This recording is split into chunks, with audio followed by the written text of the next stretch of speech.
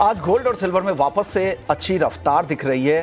सोना फिर से रिकॉर्ड के बेहद करीब जा चुका है। घरेलू बाजार में चांदी भी रिकॉर्ड से बहुत ज़्यादा दूर नहीं है।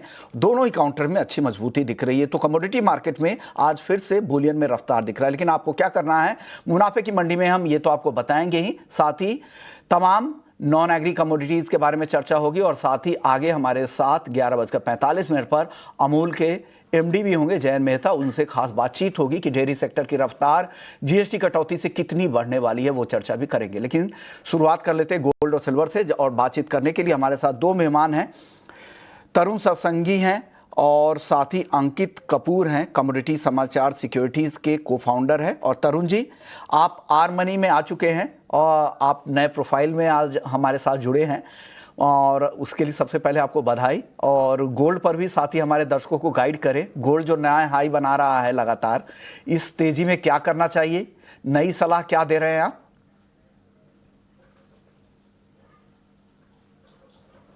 तरुण जी, आपसे मेरा सवाल था। जी Vishwamohan ji, good morning. Good morning sir. क्या सवाल था विश्वमोहन जी? मैं गोल्ड पर आपसे सवाल पूछ रहा था कि गोल्ड में क्या करना चाहिए, रिकॉर्ड स्तरों के आसपास भाव है और कितनी तेजी यहां से और दिख रही है या कुछ मुनाफा वसूली का भी डर है? आज एक अहम आंकड़ा भी है नॉन फार्म पेरोल का, उससे पहले क्या करना चाहिए गोल्ड में? हमने देखा गोल्ड के अंदर लास्ट 7 to 10 डेज के अंदर काफी वोपिंग जंप आया है। उसके पीछे ये रीजन रहा कि अल्टीमेटली कहीं ना कहीं टू सपोर्ट द इकोनॉमी, जो यूएस फेडरल बैंक है सितंबर 17 की मीटिंग में इंटरेस्ट रेट 25 बेसिस पॉइंट से कट करेगा। प्लस जिस तरीके से कल हमने देखा एडीपी एम्प्लॉयमेंट के नंबर काफी वीकर आए, वो ये शो करते हैं कहीं ना कहीं जो यूएस का इकोनॉमी है वो कहीं ना कहीं मांग रहा है रेट कट। देखा हमने कि फायरिंग ज्यादा हुई यूएस के अंदर, साइमल्टेनियसली कम जॉब मिले और जिसकी कारण से अल्टीमेटली जो आज भी नॉन फार्म पेरोल आना है वो वीकर आना है। अगर वो वीकर ट्रेजेक्टरी में आता है तो ये क्लैरिटी हो जाएगी not only in September, by the end of this year there could be further rate cut, probably 2 to 3 rate cut हो सकते हैं। यही कारण है हमने गोल्ड के अंदर एक तरफा तेजी आते हुए देखा। अपार्ट फ्रॉम दैट जो geopolitical tensions already supporting factor है, Trump tariff uncertainty already fuel कर रही थी गोल्ड की रैली को। और हमने हिस्टोरिकली देखा है जब जब रेट कट होते हैं गोल्ड के प्राइस में तेजी देखने को मिलती है। ऑलरेडी प्रीवियस रिकॉर्ड हाई को ब्रेक किया और जो 4 मंथ्स का कंसोलिडेशन था वो एंड हो चुका है।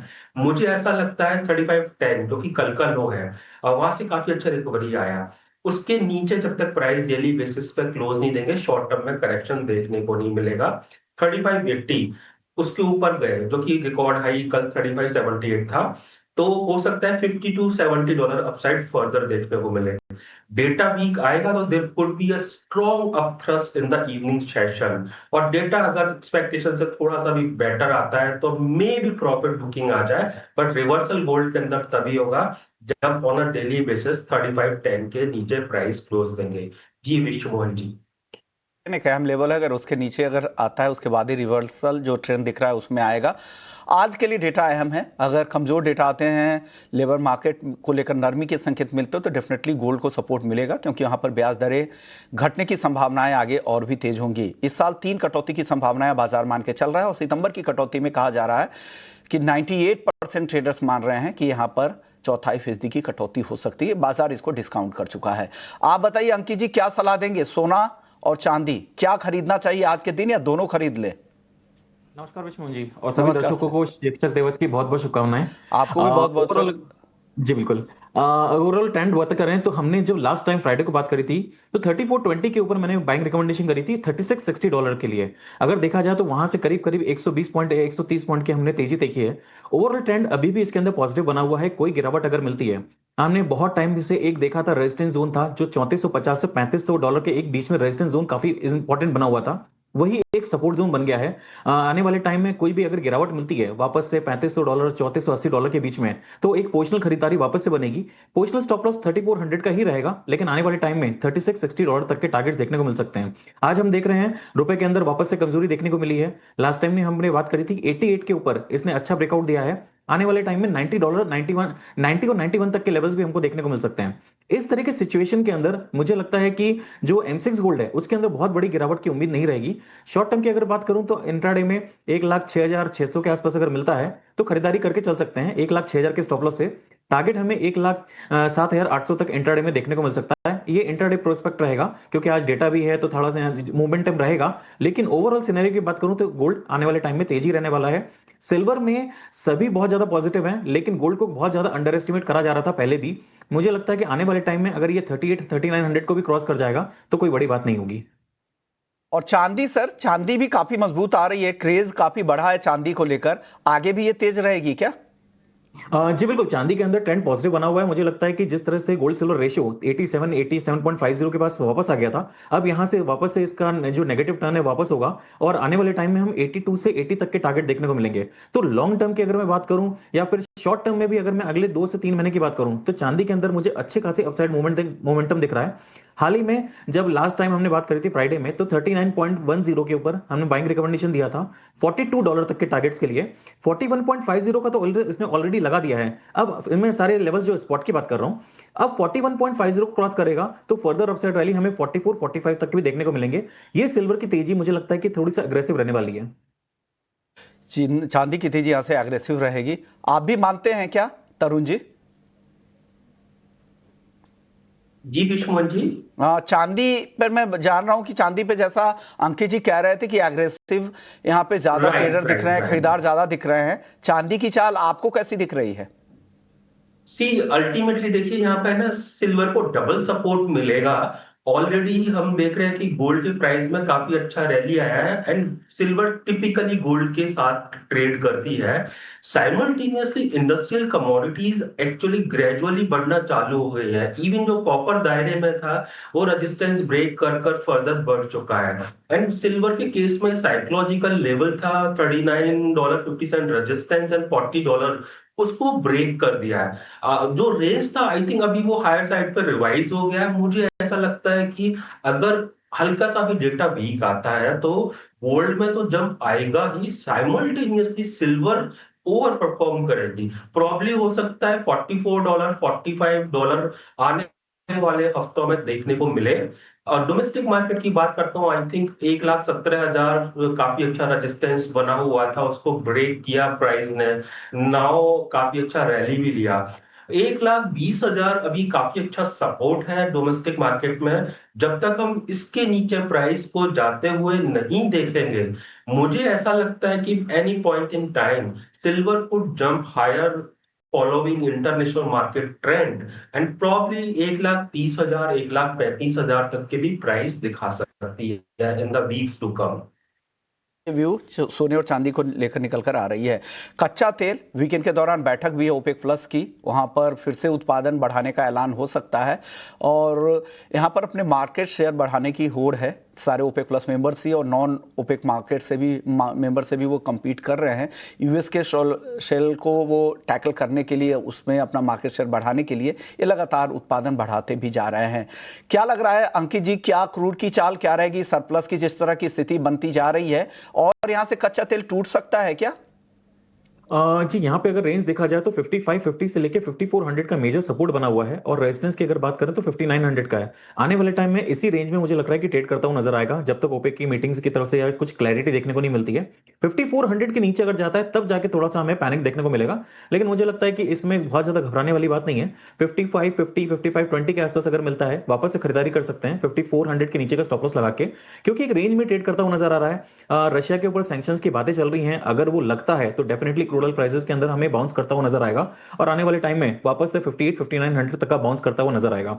तो अगर कोई भी खरीदारी करना है तो 5550 से 5520 के बीच में करें। 5400 के नीचे का स्ट्रिक्टली स्टॉप लॉस लगा के रखेंगे। बताइए तरुण जी, आपकी राय क्या है कच्चे तेल पर? आई थिंक मार्केट के अंदर जो ग्रेजुअल वीकनेस आ रहा है कहीं ना कहीं ये मार्केट पार्टिसिपेंट मार्केट चल रहे हैं। अर्लियर व्यू था कि maybe OPEC plus upcoming meeting में फर्दर जो प्रोडक्शन है वो इम्प्रूव नहीं करेगी, अप नहीं करेगी, बट अभी वो स्टांस चेंज हो गया है। दे वर होपिंग कि there could be further production increase by 20 cartel, जिसकी वजह से हमने देखा प्रॉफिट बुकिंग प्राइस के अंदर आई है। साइमल्टेनियसली लास्ट वीक जो यूएस का इन्वेंट्री आया वीकली, वो बढ़कर आया, उसने भी हल्का सा नी जर्क रिएक्शन डाउन साइड में दिया है। नॉनदाइलेस मुझे ऐसा लगता है $60 WTI क्रूड जब तक होल्ड कर रहा है, sideways consolidation will continue, there would be not solid drop in the prices. हमारे यहाँ 5400 का काफी अच्छा सपोर्ट है, जब तक उसके नीचे नहीं जाएंगे प्राइस में फर्दर करेक्शन नहीं आएगा। मैं $62 या उसके आसपास अगर प्राइस आता है तो बाय करना प्रेफर करूंगा। डोमेस्टिक मार्केट में अराउंड 5550 और नियर बाई ट्रेजेक्टरी 5398 का stop loss in domestic market में, एंड नाइमेक्स में $60 का स्टॉप लॉस। और मुझे ऐसा लगता है वंस अगेन $67-68 हायर साइड पर देखने को मिल सकते हैं। कि जी बेस मेटल्स की बात आप बताइए। आज कॉपर जिंक सारे अच्छी मजबूती दिखा रहे हैं, करीब करीब 0.1% की तेजी है। आगे क्या ये तेजी और बढ़ेगी? यहाँ से टॉपिक आपकी क्या निकल कर आ रही है? कॉपर की अगर बात करें तो मुझे काफी पॉजिटिव लग रहा है। लास्ट टाइम भी जब हमने बात करी थी तो 893 892 के आसपास चल रहा था। जब हमने बात करी थी कि इसके अंदर आने वाले टाइम में 960 तक के भी टारगेट देखने को मिल सकते हैं। शॉर्ट टर्म की अगर मैं बात करूं तो मुझे 910 के ऊपर 916 तक के टारगेट और उसके बाद 922 तक के टारगेट्स भी देखने को मिल सकते हैं।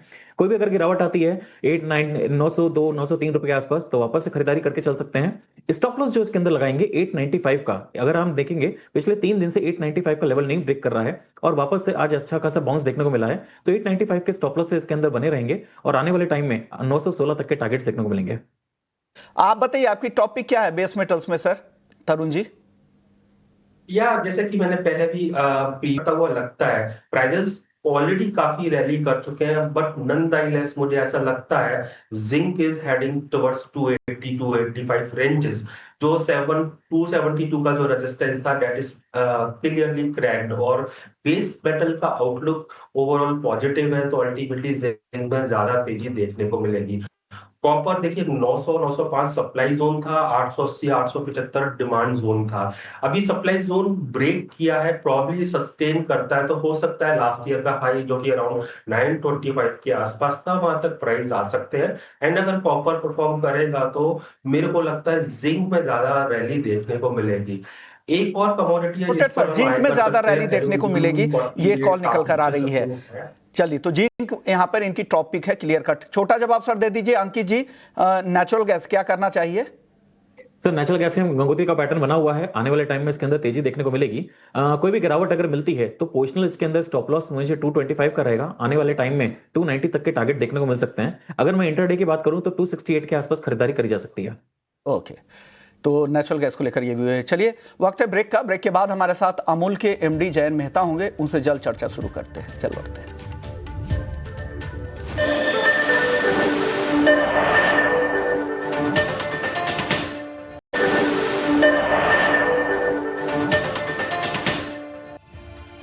ब्रेक के बाद आपका स्वागत है और आप देख रहे हैं मुनाफे की मंडी। और अब बात कर लेते हैं धनिया की। धनिया में आज फिर से 2% के आसपास की तेजी दिख रही है। पिछले 2 सत्रों में देखें तो करीब 8% की मजबूती आ चुकी है। तरुण जी, धनिया काफी तेज हो गया है, और तेजी बची है क्या यहाँ पर?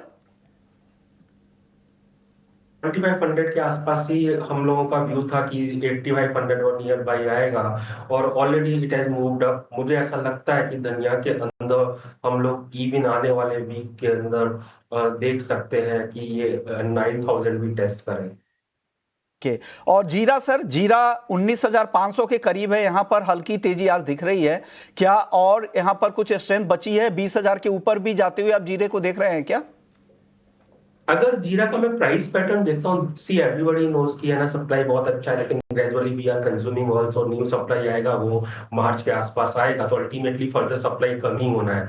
18,500 पे काफी अच्छा बेस बनाया है और वो उसको नहीं काट रहा है। अभी मुझे ऐसा लगता है 18,500 नहीं काटेगा तो ये एनी पॉइंट इन टाइम 21,000 से 22,500 हायर साइड पे दिखा सकता है। मे भी हो सकता है couple of weeks two months लगे, बट इसके अंदर मंदा नहीं खेलना चाहिए। चलिए, तो जीरे को लेकर ये व्यू है। हल्दी सर बताइए, हल्दी काफी कमजोर हो गई है और ये लगातार गिरावट दिख रही है। 12,400 के आसपास हल्दी का वायदा है, 12,400 के नीचे। क्या लग रहा है, ये दबाव और भी बढ़ सकता है या जो नई क्रॉप काफ़ी बेहतर रहने की संभावनाएं जो बन रही है वो सारे फैक्टर इसमें डिस्काउंटेड है, अब यहाँ से बहुत ज़्यादा गिरावट आपको नहीं दिख रही है तरुण जी? शॉर्ट टर्म में पेसिमिज्म विल कंटिन्यू, क्योंकि काफी लंबे समय से हमने देखा था 12,800 से 14,000 के बीच में टर्मरिक के प्राइस थे और उसको डाउन साइड पे ब्रेक किया है। अगर मैं देखता हूँ चार्ट पैटर्न भी मुझे लगता है स्लगिश और टिपिकली रेनी सीजन में डिमांड भी थोड़ा कम होता है। मुझे ऐसा लगता है 500-700 रुपए का फर्दर करेक्शन आ सकता है। May be sentiment passive negative है, so that may play a strong role in correcting prices further, but मुझे लगता है 11,700-800 आने वाले टाइम में देखने को मिलेगा। चलिए ग्वार सीड और ग्वारगम की चाल देख लेते हैं। ग्वार सीड आज सीमित दायरे में है, 5,200 के करीब है। ग्वारगम का वायदा 9,300 के करीब है। हल्की तेजी यहां पर दिख रही है। नए फसल की अराइवल्स के टाइम भी अब काफ़ी नज़दीक आ चुका है। 15-20 दिनों में धीरे धीरे नए अराइवल्स भी शुरू हो जाएंगे। हालांकि अक्टूबर नवंबर तक वो ज़्यादा बड़े स्केल पे उसके अराइवल्स आते हैं ग्वार सीड। लेकिन ग्वारगम की एक्सपोर्ट इस दौरान काफ़ी सुस्त हो गई है। क्या लग रहा है ग्वार सीड और ग्वारगम की चाल आगे कैसी रह सकती है यहाँ से तरुण जी? काफी कुछ अनसर्टेनिटी है मार्केट के अंदर। अगर राजस्थान में थोड़ा बारिश रुकेगा तो मैं जाकर विजिट करूंगा एग्जैक्टली ग्राउंड रियलिटी क्या है और कितना क्रॉप डैमेज हुआ है, कितना क्रॉप अच्छी कंडीशन में, कितना एवरेज कंडीशन में है। As this point in time we know कि हाँ बहुत प्रोड्यूसिंग एरिया के अंदर काफी जगह बारिश अच्छी हुई है, ज्यादा हुई है इनफैक्ट, जिसकी वजह से क्रॉप को नुकसान हुआ है। वो असेसमेंट करना बहुत जरूरी है। आफ्टरवर्ड्स ही क्लैरिटी आएगी एग्जैक्टली प्रोडक्शन क्या साइज का रहेगा और क्वालिटी क्या रहेगी। उससे पहले अनसर्टेनिटी विल कंटिन्यू और वो प्राइस को 200-250 रुपए प्लस माइनस करते रहेंगे।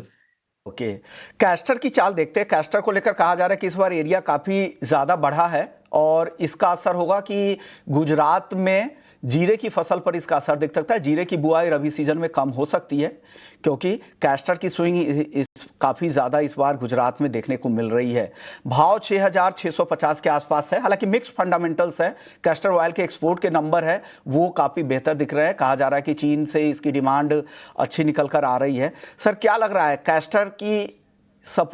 कैस्टर में आगे कुछ बड़ी तेजी की उम्मीद कर रहे हैं क्या आप तरुण जी?